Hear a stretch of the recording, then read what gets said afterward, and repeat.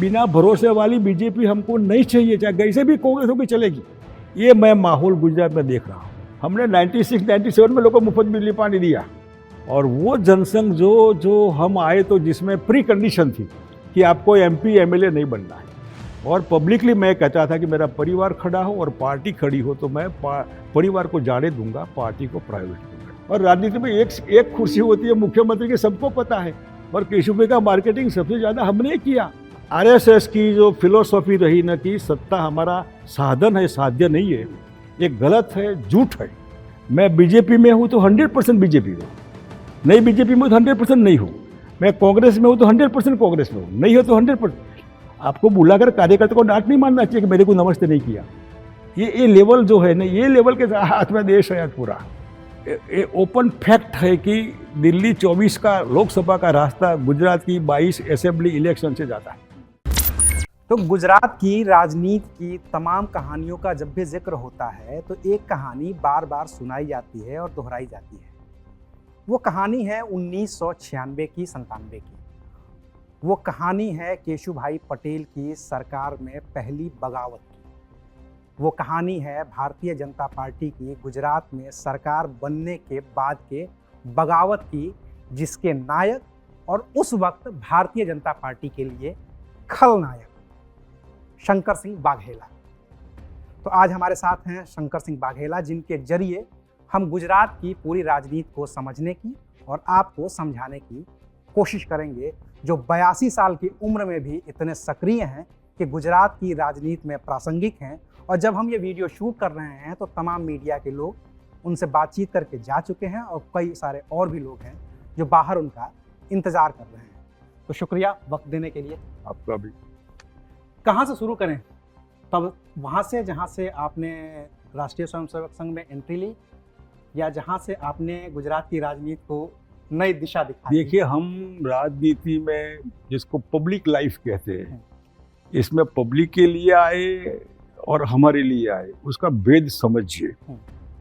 मैं शुरू से मैं स्टैंडर्ड 9th में, गुजराती 9th हमारा, उसमें था। तब हमारे टीचर थे वो कांग्रेस के थे और सेवा दल के थे।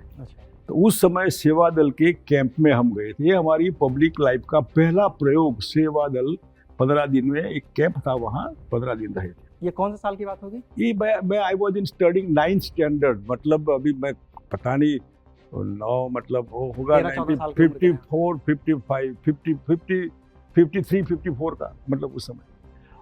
उसके बाद मैं जब पाटन कॉलेज में नौकरी करता था तो मेरे जो साहब थे NJ पटेल, वो आरएसएस के चुस्त स्वयंसेवक रहे। इन्होंने पांचजन्य ऑर्गेनाइजर जो इनके वीकली रहे वो पढ़ने लेके दिए। और आरएसएस के प्रचारक, 2 प्रचारक थे, बहुत अच्छे थे, काशीनाथ जी बागबड़े और अनंतराव जी काले, दोनों महाराष्ट्रन थे लेकिन बहुत पवित्र लोग, पवित्र थे। और इनका परिचय करवाया, और परिचय के नाते धीरे धीरे वो आपके पास इतने आते, फिर गुरु दक्षिणा में जाना, कहीं जाना। और उस समय 67 में जब स्वतंत्र पार्टी फॉर्म में थी, तब अटल जी की एक सभा थी मैसाने में, और वहाँ रात की सभा में लाइट चली गई। तो मैं जिस गाड़ी में गया था, और जितने लोग गाड़ी से आए थे बाय कार, हार्डली 20-25 गाड़ियाँ होगी, बाकी तो वहाँ को गाड़ियाँ थी नहीं, उन्होंने अपनी आगे वाली टॉर्च गाड़ी की लाइट चालू करके सबको रोशनी दी।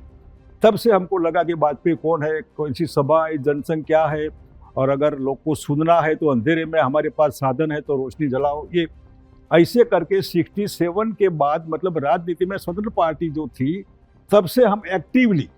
और इसके बाद मैं मेरे गांव में आया नौकरी छोड़कर, और हमने पंचायत में मैं मेंबर बना। राजनीति में आने की वजह, जब मैं पाटन कॉलेज में एनसीसी का इंस्ट्रक्टर था, तब एक एनुअल फंक्शन था वहाँ की MN कॉलेज का, और उसमें हमारे एक मंत्री थे, सप्लाई मिनिस्टर लोकल पाटन के, विजय कुमार त्रिवेदी। उस समय तेल के भाव, मतलब तेल मतलब मिट्टी का तेल नहीं, हमारा खाने का मूंगफली का तेल, गुजरात के लोग मूंगफली का तेल ही ज़्यादा खाते, तो 2 रुपये के भाव किलो के शायद 2.5 रुपये हुए होंगे। तो तेलिया राजा मतलब बहुत सेंसिटिव इशू बन गया।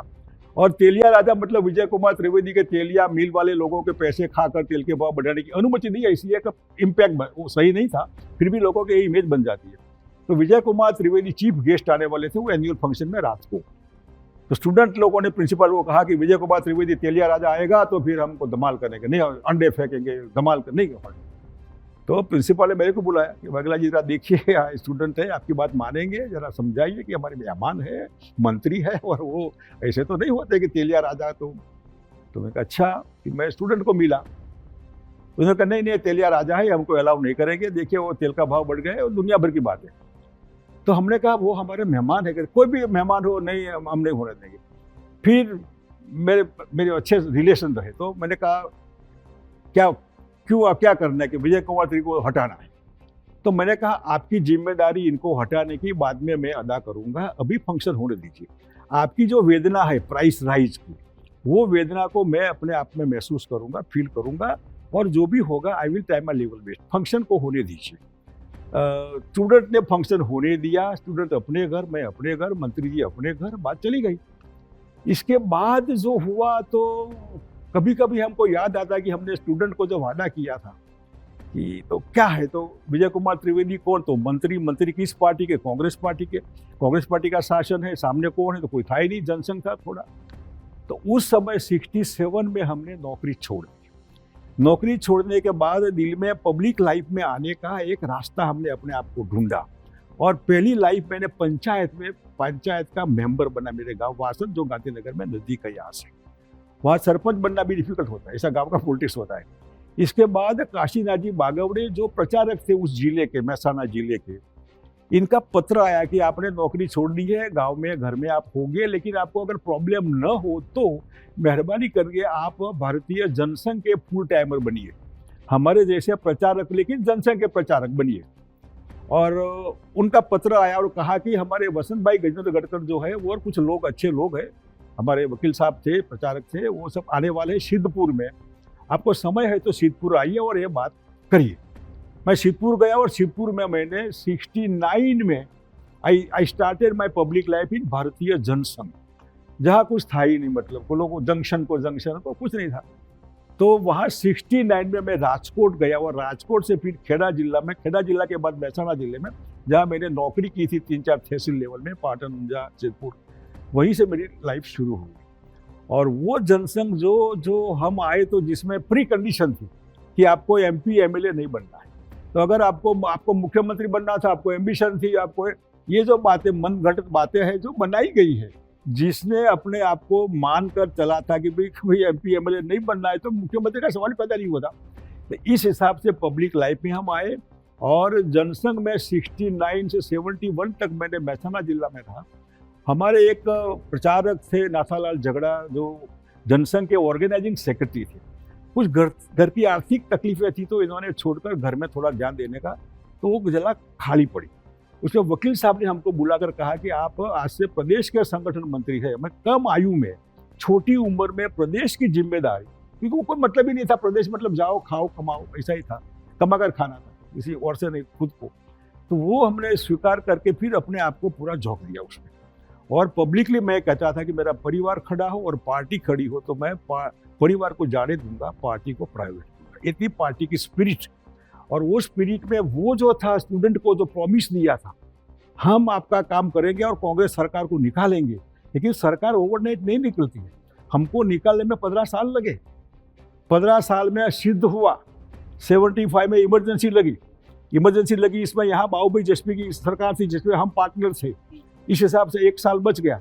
जो जनसंघ डिसिप्लिन के नाम से फेमस है, वो जनसंघ के 2 MLA टूट गए, चले गए, और सरकार चली गई, और इमरजेंसी लगी।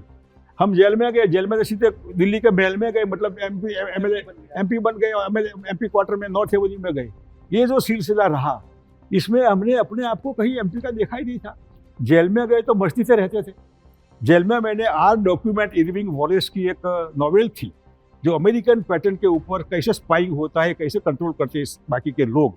तो हर रोज मैं जो डिटेन्यू लोग थे, इनको मैं गुजराती में अनुवाद करता था, चैप्टर। बहुत इंटरेस्टिंग स्टोरी थी वो।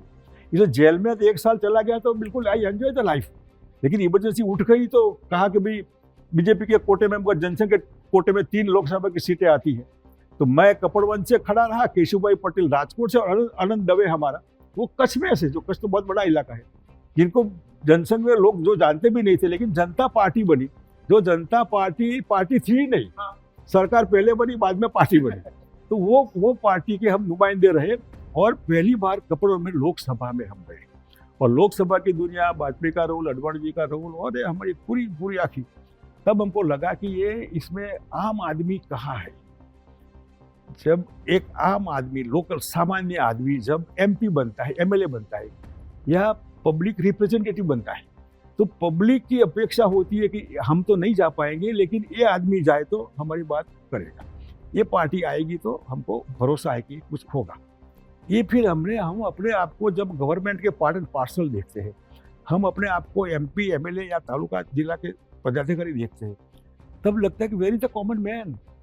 तो मैं सीएम बना तो सीएम का first time I introduce common man. I am not a chief minister, I am common man for you.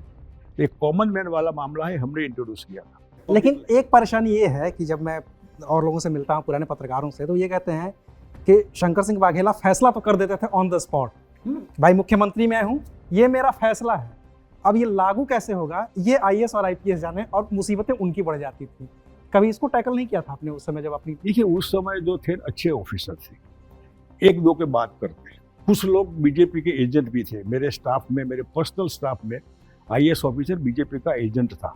जितने मेरे निर्णय थे फटाक से निर्णय वही पहुंचाता था, और वो पहुंचाने के बाद इम्प्लीमेंट भी उसको ही करना था, कम करता था। हमने इतने निर्णय प्रो पीपल किए हैं, कोई सवाल ही पैदा नहीं होगा। ये मालिक है कॉमन मैन, हु यू, आज आप है रही है, वो परमानेंट है, आप उसको देखना है, तुम्हारे लिए नहीं बैठे, इसके लिए तुम बैठे हो। तो उसमें जो उसकी नौकरी है, तो नौकरी दी लोगों को, डिवीजन किया, जिला विभाजन, डिवीजन सेंट्रलाइज करिए आप। और ये जो चीज़ है ना, इसमें पब्लिक को क्या चाहिए, तो हमने, मंत्री भी करप्ट है और फाइल क्लियर नहीं करता है तो डायरेक्ट करो, साइड में रख दो उसको, कंप्यूटराइज करो, कंप्यूटर सीधा करो, और ओपनली कोई भी चीज़ में प्रॉब्लम हो तो प्लीज टेल अस। तो प्रॉब्लम, लोक दरबार में लोग आते हैं, तो अगर तीसरी बार वो आया तो या वो गलत है या मेरा अधिकारी, मेरी गवर्नमेंट गलत है, तो वो तीसरी बार आने के बाद बात पूरी हो जाती है। अगर वो गलत है तो गेट लॉस, या तो अधिकारी गलत है तो डू इट, और तुम गेट लॉस। ये जो चीज़ है ना, फिर रहमराह की नौकरी का जो होता था कि कोई मर गया तो एक कानून था गुजरात में, उसके परिवार जो एडल्ट हो उसको, उसमें इनकम का रखा था कि आपकी इतनी इनकम हो। तो हमने कहा इनकी इतनी इनकम क्या होती है, 100 रुपये है तो 1500 करिए, 2000, 3000 बढ़ाओ ना रेशियो। उम्र भी 24 साल है तो 25 साल करिए, 27-28 साल करिए, उसका क्या कसूर है।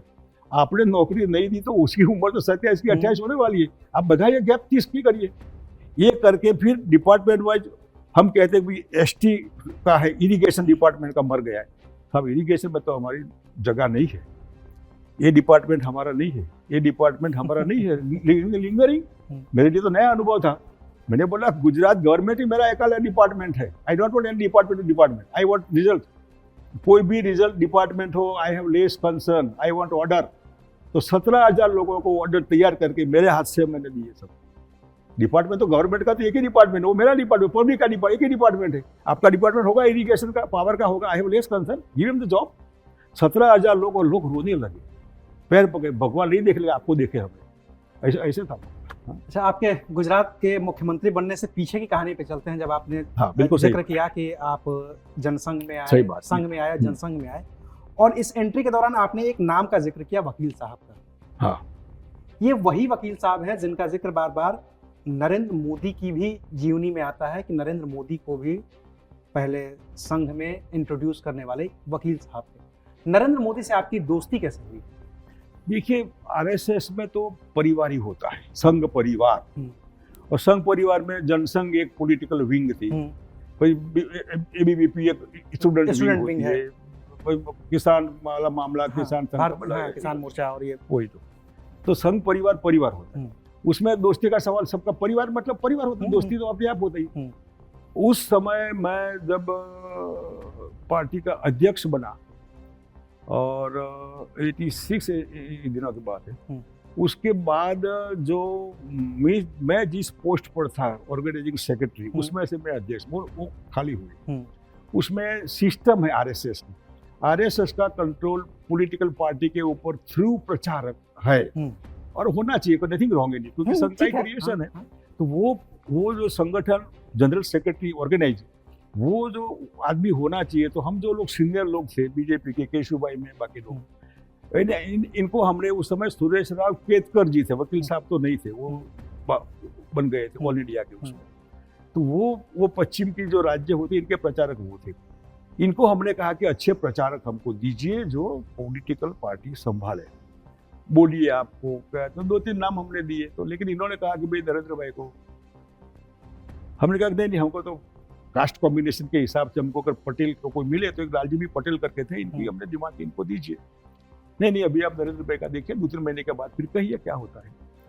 तो 2-3 महीने के बाद हम लोग ना कहने गए, हमको ये मामला शूट नहीं होता है, क्योंकि नरेंद्र भाई का आई हमेशा कैपिटल रहता था। वो अपने आप में एक अपनी अलग शुरू भाजपा में नहीं आए थे तब भी। देखिए संघ के कार्यालय में हम जाते तब नेचुरली एक नाश्ता करने बैठे किए, तो लेकिन वो हम हरा धागा बांधते, वो काला धागा बांधते हैं। हम फुल स्लीव का पहनते, वो आधी स्लीव का पहनते।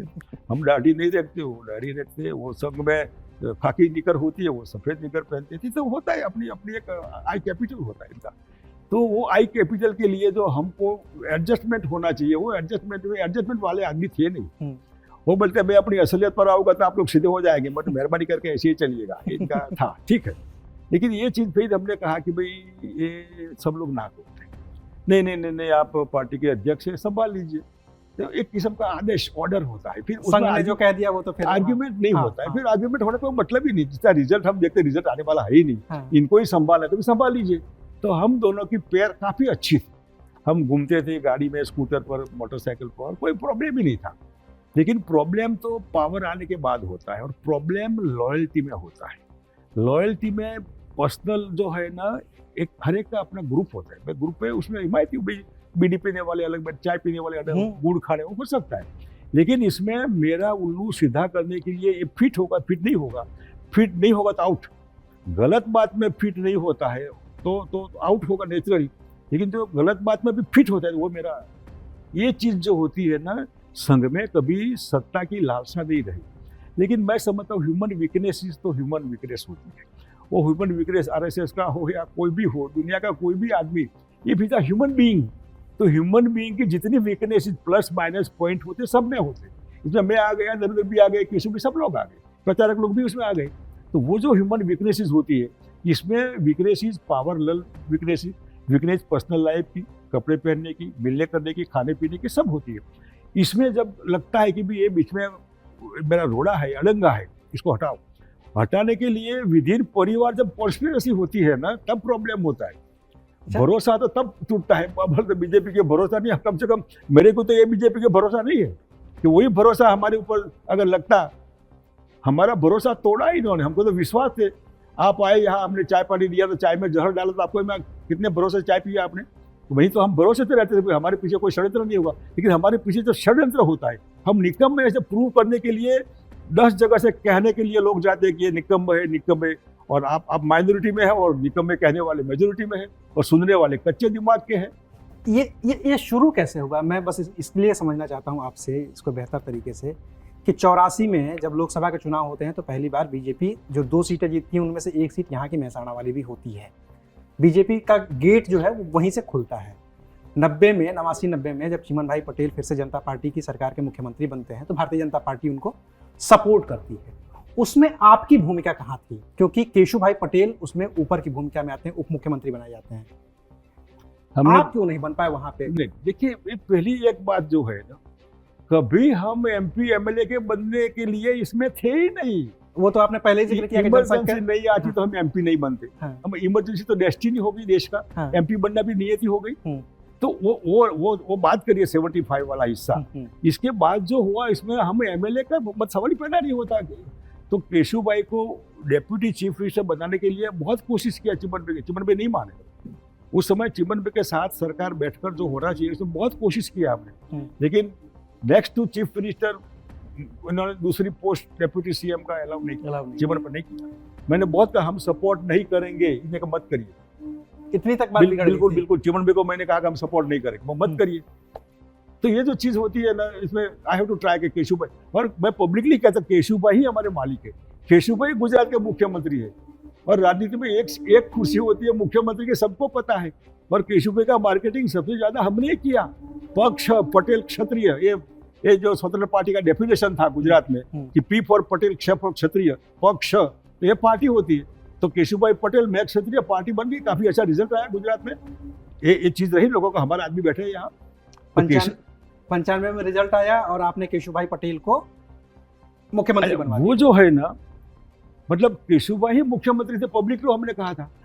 अरे हमने पब्लिक को कहा आने दीजिए हमारा मौका, फिर आपका ये प्रॉब्लम सॉल्व होगा, ये प्रॉब्लम क्योंकि हम जानते थे प्रॉब्लम इजी है, गवर्नमेंट टू डिसाइड, फटाक से हो सकता है।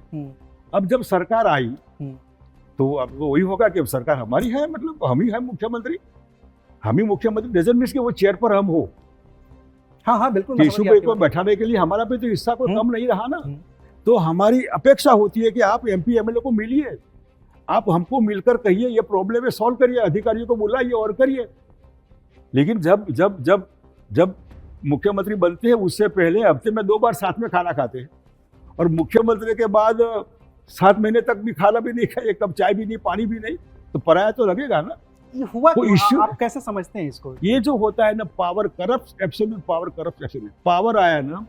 RSS की जो फिलोसॉफी रही ना कि सत्ता हमारा साधन है, साध्य नहीं है, ये गलत है, झूठ है। इनका सत्ता ही साध्य है, और सत्ता साध्य है तो केशुभाई के साथ सत्ता जो है वो केशुभाई के हाथ में से मेरे हाथ में आए तो कैसा रहेगा।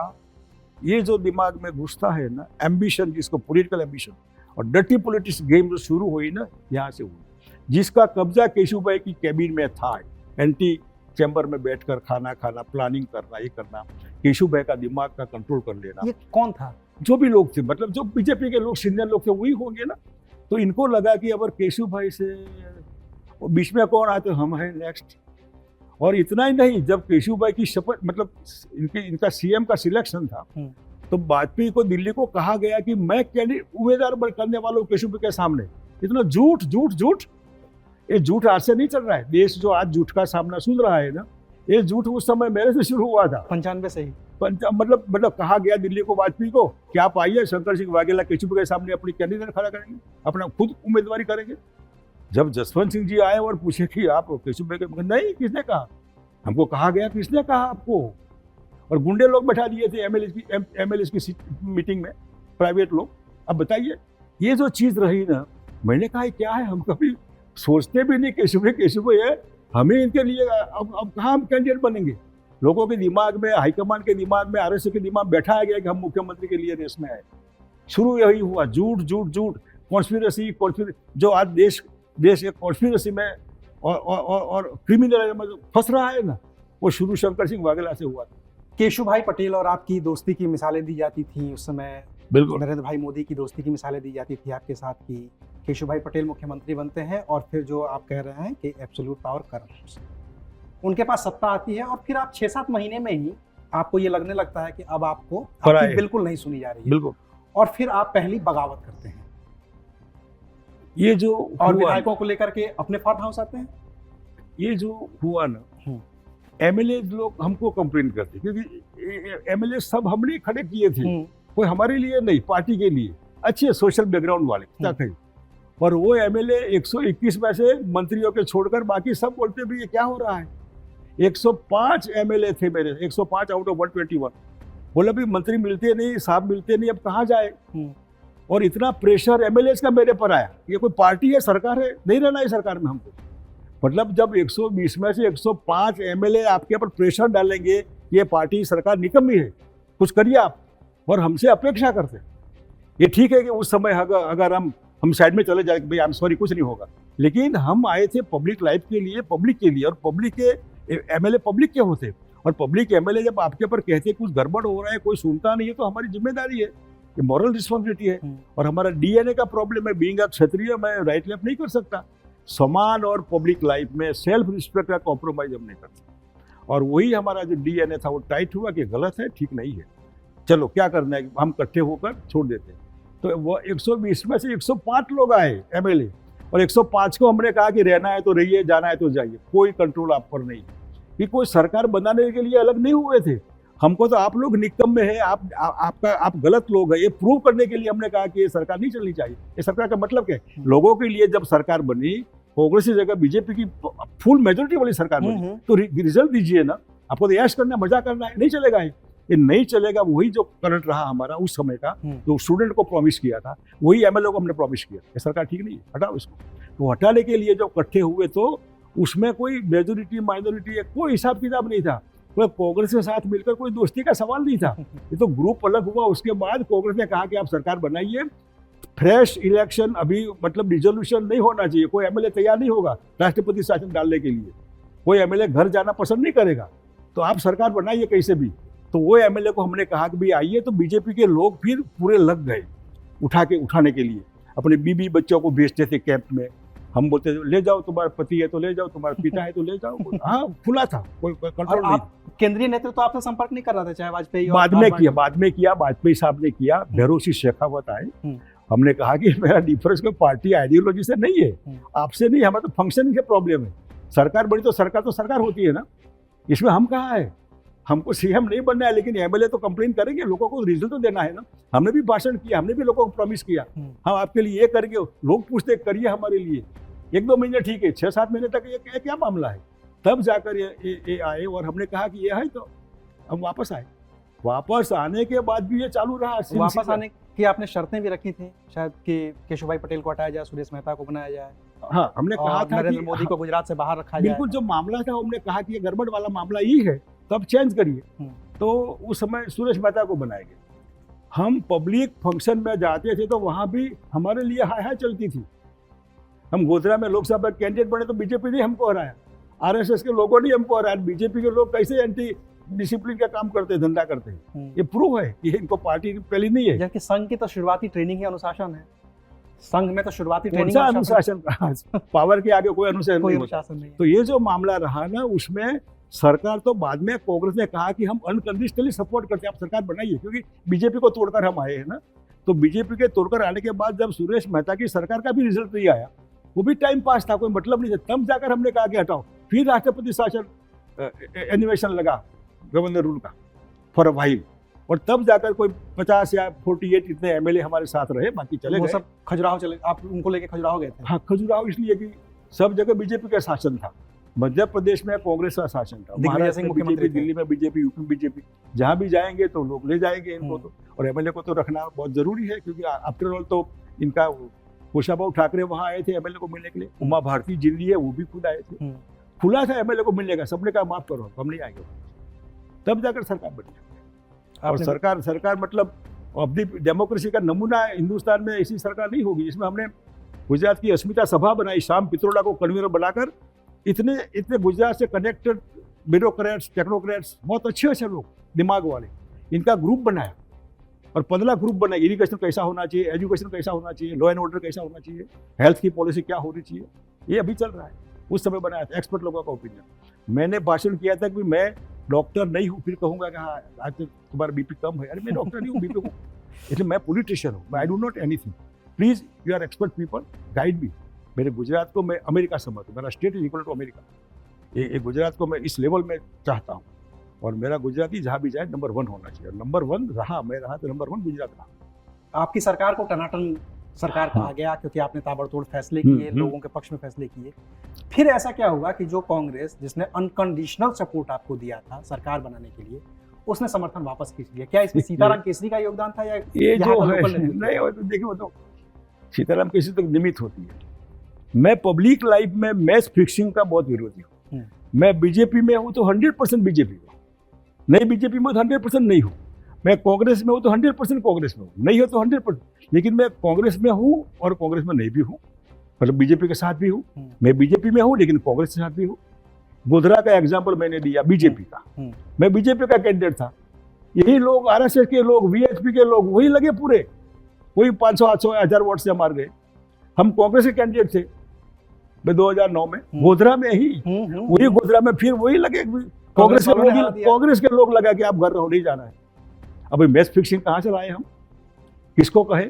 और जब पार्टी के मेन लोग जो होते, मेन जिसे हाथ में पार्टी 100% कंट्रोल में होती है, इनकी मेहरबानी से अगर हमको हराया जाता है बीजेपी या कांग्रेस से, whom you to blame? तो ये जो है ना राजनीति, देश की लोकशाही को खत्म करेगी और आम आदमी की आशा अपेक्षाओं को पानी फेर देगी, ये मेंटालिटी। ये 98 वाला जो मैं जिक्र कर रहा था, उसमें किसका आप उसको विलन देखते हैं उसमें? नहीं, मैं पर्सनल किसी को नहीं देता। पूरी कांग्रेस। फिर मतलब- आपके किस फैसले ने उनको इतना उकसा दिया कि उन्होंने सीधा समर्थन ही वापस ले लिया 98 वाला? आपकी सरकार चलने ही नहीं दी। देखिए वो वाई कोई एक नंबर मैंने कहा कि आप विड्रॉ करिए, आप सपोर्ट कर दे, विड्रॉ करिए। करप्शन वाली सरकार है नहीं, गड़बड़ करती है नहीं, आपको कोई प्रॉब्लम है नहीं, लोग दुखी है नहीं, माइनॉरिटी दुखी है नहीं, खेडूत लोग दुखी नहीं, कोई दुखी नहीं है। दुखी वही है जो हम मुख्यमंत्री थे, जिसको पसंद नहीं था वो दुखी थे, वो दुखी थे, इसलिए कांग्रेस के लोग दुखी थे। इनको हटाओ मुख्यमंत्री, वरना कांग्रेस को खा जाएंगे। कहाँ खा जाना है?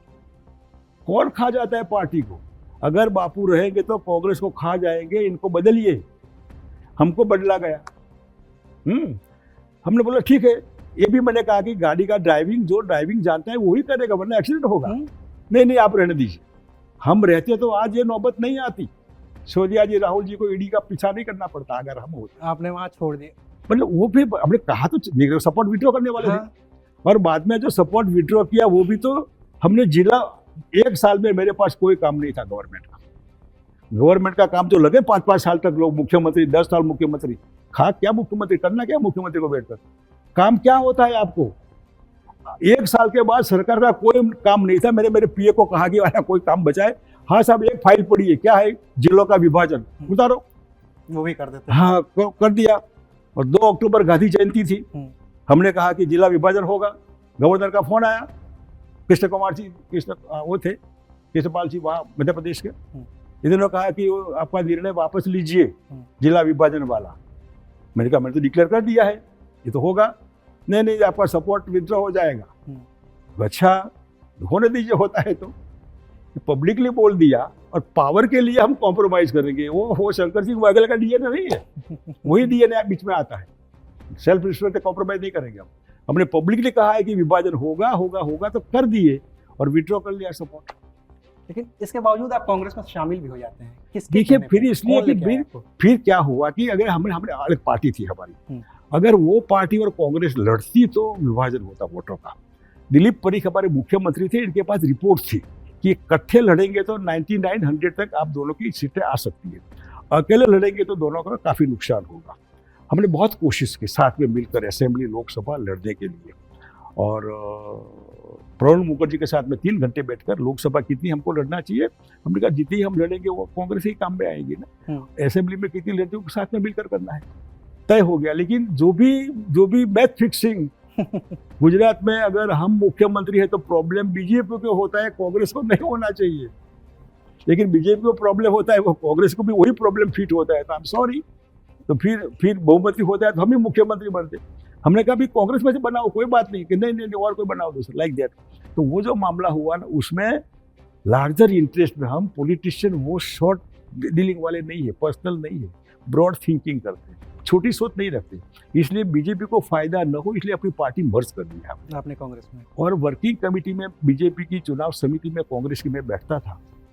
मैं पब्लिकली कहता था कि मैडम मोदी है सामने, जरा आप देखिए, ये कैंडिडेट ठीक नहीं है, ये ठीक नहीं है। 2002 में सरकार बनती, कोई कांग्रेस के लिए खराब नहीं था, बीजेपी के लिए तो खराब ही था। बीजेपी के लिए तो कोई सत्ता गोधरा नहीं होता तो सत्ता का सवाल ही पैदा नहीं होता। पोलराइज ऑफ रिलीजन, गोधरा करवा कर बीजेपी गुजरात में जो राइट आइडियोलॉजी वाला स्टेट है ना, उसे दिमाग में डाला, देखो हिंदू मुसलमान, देखो हिंदू मुसलमान। अब बहुमती मुसलमान नहीं होती है, हिंदुओं की होती है, तो मेजोरिटी अपने आप आनी है। ऐसे बीजेपी का तो सवाल ही पैदा नहीं था। ऐसा खराब समय में भी काफ़ी अच्छा रिजल्ट आया। लेकिन बीजेपी की सरकार न बनती, कांग्रेस की बनती, अगर हम मुख्यमंत्री बनते, वो 17 में भी होने वाला था, उस समय भी होने वाला था। लेकिन जिनको प्रॉब्लम था, इन्होंने वही मैच फिक्सिंग में, सरकार न आए तो ना आए, लेकिन आए और ये मुख्यमंत्री बने, वो पसंद नहीं होगा। ये बार बार आप मैच फिक्सिंग का जिक्र कर रहे हैं, कौन है ये मैच फिक्सर, कौन था? क्या मैं नाम लूं? देखिए कई चीजें होती है ना, वो भ्रम में होती है, और कोई प्राइवेट बात तो है नहीं, खानगी में तो है नहीं। हमने नाम देना है वहाँ नाम भी दिया है, नाम देने में कोई शर्म नहीं होती है। लेकिन कई चीजें पर्सनल, पॉलिटिक्स में पर्सनलाइज नहीं होता है। पर्सनलाइज के भोग हम बने पर्सनल, व्यक्तिगत इसमें। लेकिन पब्लिक लाइफ में आए तो पब्लिक के लिए, आपके लिए नहीं आए, लेकिन जो आपके खुद के लिए ही आए हैं इसमें।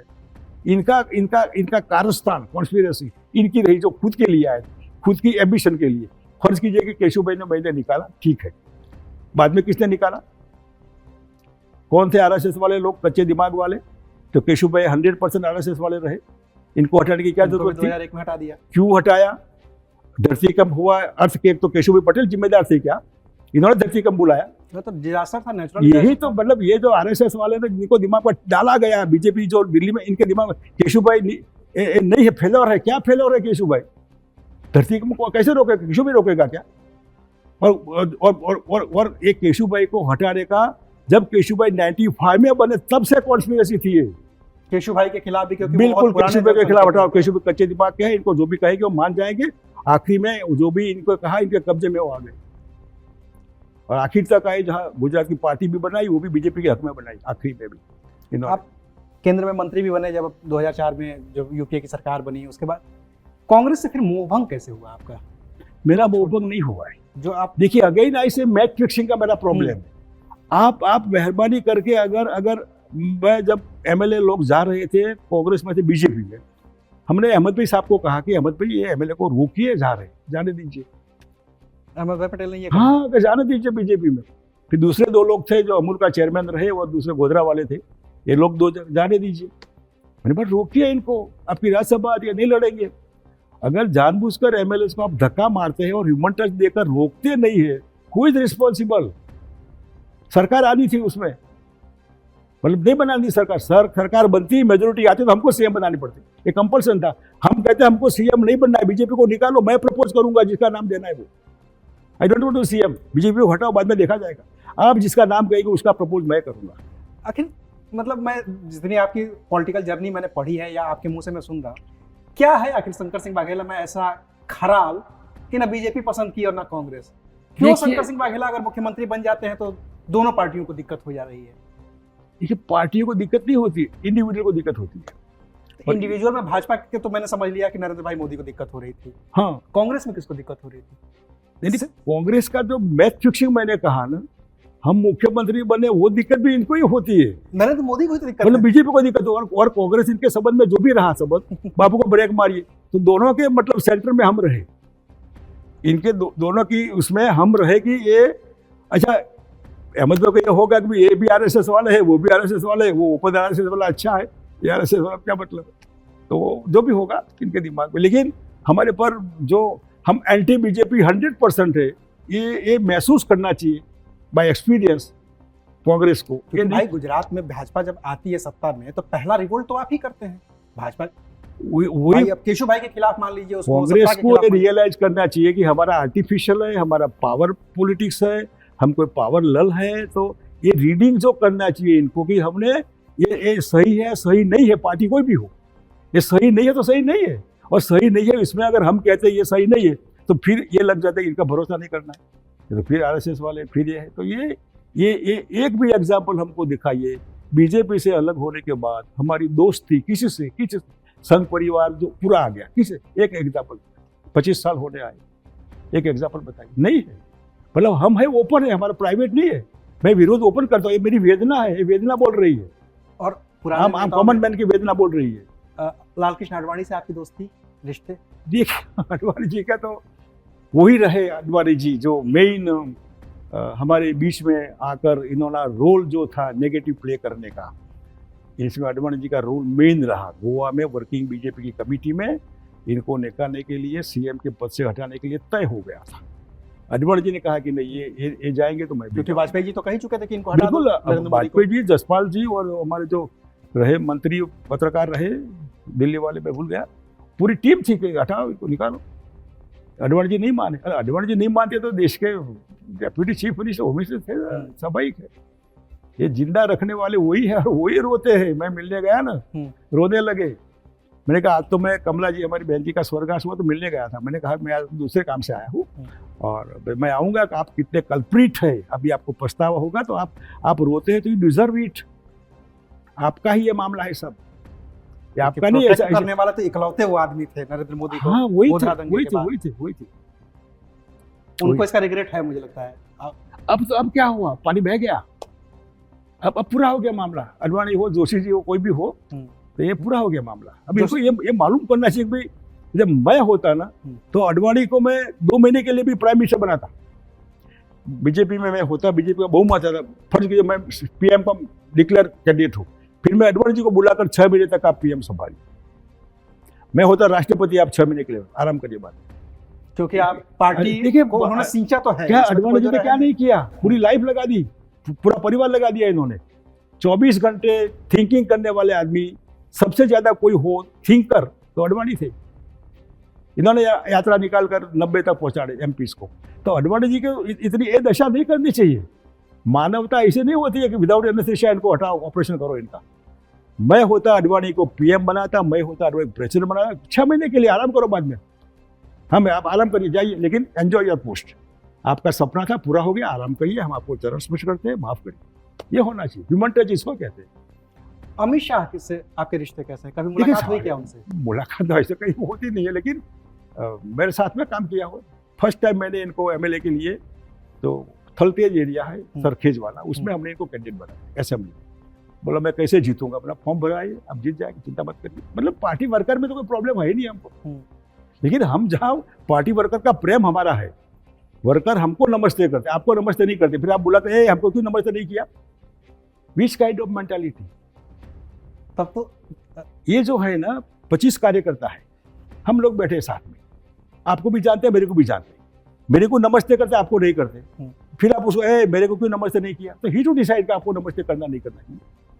आपको बुलाकर कार्यकर्ता को डांट नहीं मारना चाहिए कि मेरे को नमस्ते नहीं किया।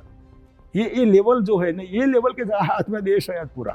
तो कहीं ना कहीं तो फिर तो आप भी दोषी हुए ना, अमित शाह को आगे बढ़ाने में। आपने टिकट दिया उनको सबसे पहले। देखिए वो अलग, हम इन सबको बढ़ाने के लिए ही हम थे।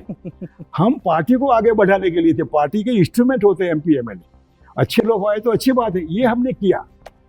और आज भी मतलब बीजेपी का जो बेस रहा, वो बेस बहुत मजबूत बनाया हमने, इनका सोशल स्टेटस ज्यादा अच्छा हो, ये किया। आपने भारतीय जनता पार्टी को गुजरात में स्थापित करने में महती भूमिका अदा की, और आज की तारीख में आपके बारे में ये कहा जाता है कि आप भारतीय जनता पार्टी को उखाड़ने की भरपूर कोशिश कर रहे हैं। इसीलिए विधानसभा चुनाव में भी 82 साल की उम्र में भी एक्टिव है, और तमाम विपक्ष के नेताओं से, चाहे वो नीतीश कुमार हों, चाहे वो केसीआर हों, इन सबसे आप मुलाकात करते हैं 2024 की संभावनाओं को लेकर के। देखिए ये जो बात है ना, ये ओपन फैक्ट है कि दिल्ली 24 का लोकसभा का रास्ता गुजरात की 22 असेंबली इलेक्शन से जाता है। अब देश के जितने पॉलिटिशियन हैं, इनके दिमाग में ये चीज़ क्यों नहीं आई तो कैसे वो ऐसे ही रहे, या कांग्रेस के दिमाग में भी क्यों नहीं आया। होमवर्क करना चाहिए, कोई सीनियर आदमी रखना चाहिए इंचार्ज जनरल सेक्रेटरी बनाकर, जो लगे कौन कैंडिडेट होगा कौन नहीं होगा। बीजेपी की हालत खराब है, वो तो आपको देखना है, खराब हो ही रही है, तो आपकी हालत कैसे अच्छी हो, ये जो चीज़ है ना, ये नहीं हुआ। इसलिए किसको कहा कैसे कहे, जो अपनी अपनी सोच में लोग पढ़ते हैं ना, मैच फिक्सिंग में, मैं कहाँ हूँ, ये मैं वाला मामला तो पब्लिक लाइफ में नहीं आना चाहिए उसको। फिलहाल आप खुद को देखते हैं, 2022 का चुनाव चूंकि चल रहा है, एकदम चरम पे है अपने आप। हाँ, आप इस समय भारतीय जनता पार्टी के साथ तो नहीं ही है, नहीं हो, कांग्रेस के साथ नहीं ही है, एनसीपी में कुछ दिन के लिए थे, उसके बाद नहीं ही है। आप हैं कहाँ फिल वक्त गुजरात की राजनीति में? कि गांधी जी जब देश आजाद होने की नजदीक में था, तो अंग्रेजों को कहा कि आप क्विट इंडिया, आप भारत छोड़ो, आप देश छोड़कर जाइए, कोई भी चलेगा, काला चोर चलेगा, लेकिन आप नहीं। यही नेगेटिव अप्रोच आज देश की जनता को, गांधी सरदार वाली गुजरात की जनता को मैं कहना चाहूँगा कि मैं 77 में पार्लियामेंट में एमपी बना, तो उस समय इंदिरा जी इमरजेंसी लगाई थी और सब कुछ इंदिरा जी के पास था, कोई विपक्ष के पास था ही नहीं। जनता पार्टी नाम की पार्टी नहीं थी, पार्टी तो बाद में बनी। उस समय लोगों ने अंधे होकर anti Indira, anti Congress vote दिए, कई लोग जीत गए, खुद इंदिरा गांधी हार गई, संजय गांधी हार गए।